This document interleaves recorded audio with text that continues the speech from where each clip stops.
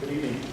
Raul Gadea with AGC Apprenticeship and Training Trust. Thank you for allowing me these 2 minutes. Hopefully I won't use all of it, but just wanted to say I pretty much said it all. I've been before you several times, and I'm hoping that you just do the right thing. We're not against PLAs in general, as long as they're fair PLAs. We're for the community also. Our apprenticeship program, all apprenticeship programs, abide by a strict set of regulations set by the Division of Apprenticeship Standards. We can't deviate. We all, just like the community colleges do. You have a set of guidelines that you follow set by the state. We do the same thing. So there's no difference in our training. I just hope that you do the right thing. Thank you. Thank you. Wanda Wild.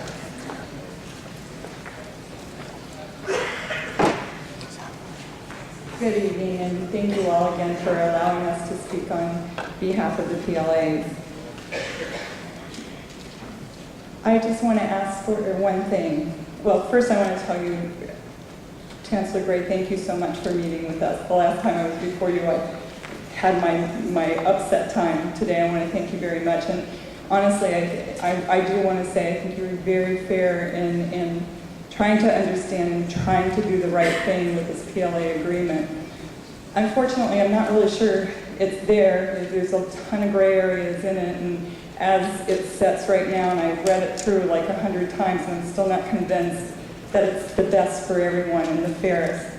So today, to the trustees, I simply want to ask to look at section 14.1 and to state it simply. All state-approved apprenticeship programs that meet the Department of Industrial Relations and the Division of Apprenticeship Standards, period. As Raul just said, we train. We have the safety.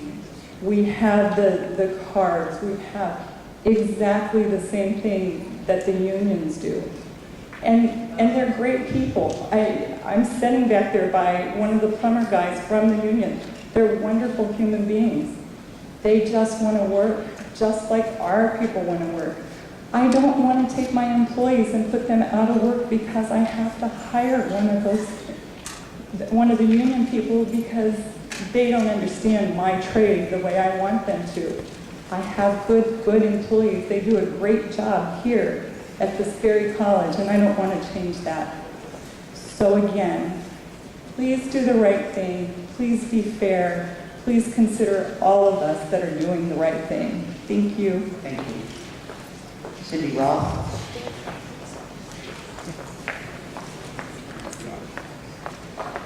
Madam Chair, members of the board, Cindy Roth, President of the Greater Riverside Chambers of Commerce. I too would like to thank all of you for meeting with the union, the non-union. Thank you, Chancellor Gray, for helping to put this together to try to review this document and make sure that it is a fair project labor agreement. I urge you again to underscore fair, so that both union and non-union, there's no question, both can bid it, but it's the language within the document that makes the difference. When this measure was passed, there was no indication of a project labor when the voters passed this document. There was no indication of that. It's up to you to make sure that this is an open and competitive bidding process to ensure that RCCD gets the best value for every dollar. There's no question. And in doing that, it's a fair bidding process. There were 4 issues of concern in this document. And we met and we reviewed each one with you. The benefits, the core workforce, the apprenticeship program, and the union dues. We sat down and we came up with ideas and suggestions, trying to make it fair. We would ask that you look at that. Everybody wants to work. People don't want to put half their team on the bench.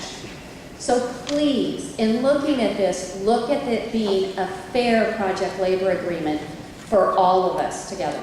Thank you. Next individuals will be Ron Miller, John Luce, Tom Cowden, Ken Cope, and Pete Saucillo. Good evening, Board, Madam President.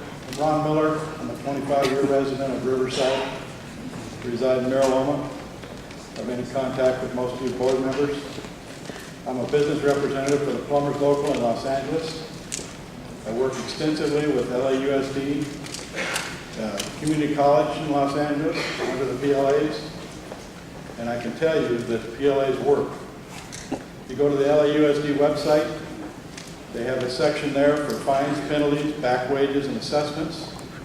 They've collected millions of dollars from their compliance department, from contractors, not paying the correct wages, not classifying their workers correctly. So PLAs are needed to protect the worker. I'm also an instructor at the apprenticeship school.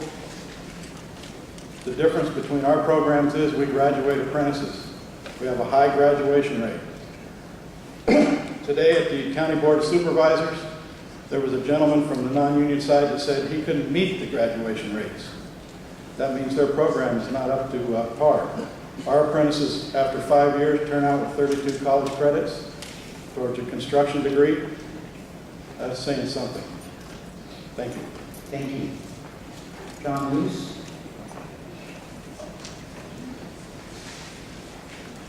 Good evening, ladies and gentlemen. My name is John Luce. I'm a homeowner in the city of Riverside. I'm a member of the International Brotherhood of Electrical Workers, Local 440. I would recommend that you vote for the PLA because it will represent all local workers and the economy. The representation and training given to the local workforce will have a positive impact on our community for years to come. The union in which I am a member has and will continue to be an industry leader in training and representation of local workers. Thank you. Thank you. Tom Calvin?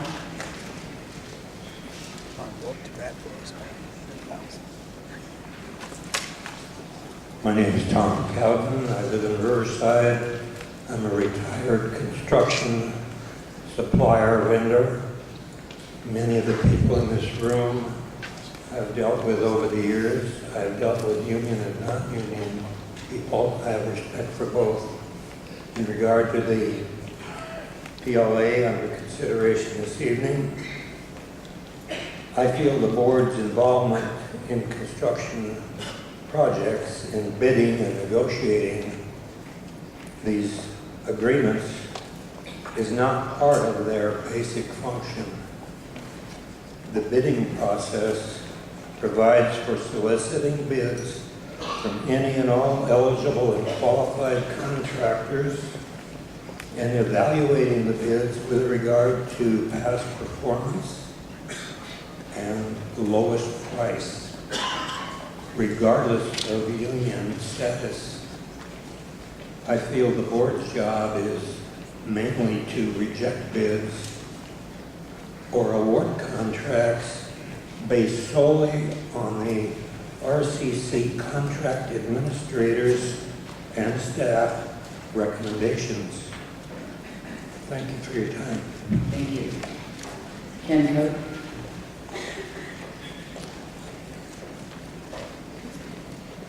Thank you, ladies and gentlemen of the board. My name is Ken Coke. I'm the chairman of the Associated General Contractors, association of both union and non-union contractors, based in Riverside, San Bernardino is my district. We have apprentices that you've heard from our apprenticeship training program. We train people in a state-approved program. We also have union members. Equally, we oppose the private labor agreement.